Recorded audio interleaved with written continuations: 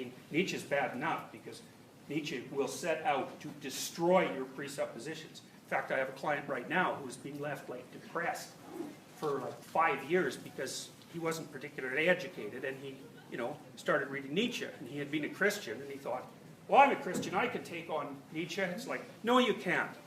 No, you can't. Like, Nietzsche was so smart that it's mind-boggling. He came up with the best narcissistic statement, I think, that's ever been written. And this is what he was like, because he was a very sick man, and he could only write for very short periods of time, so he tried to cram everything he could into a single sentence. And so each sentence is like a little bomb.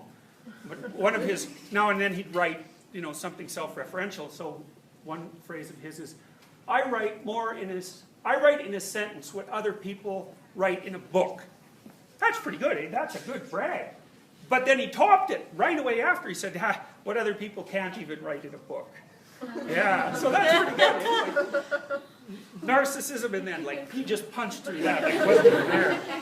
Yeah, so, but it's true. Like, that's the thing, it's true. So it wasn't narcissism. I mean, for anyone else it would have been. For him it was just true. So, yeah. So, back to Jung. Nietzsche sort of hypothesized that in order for people to overcome the psychological consequences of the destruction of their religious underpinnings, they would have to transform themselves virtually into the thing that they had killed.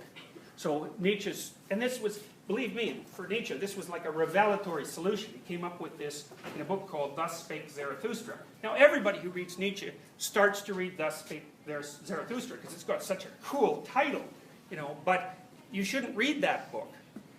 At least not until you've read, say, Beyond Good and Evil and other books that he wrote, because Thus Spake Zarathustra is a weird book. It's like an Old Testament revelation.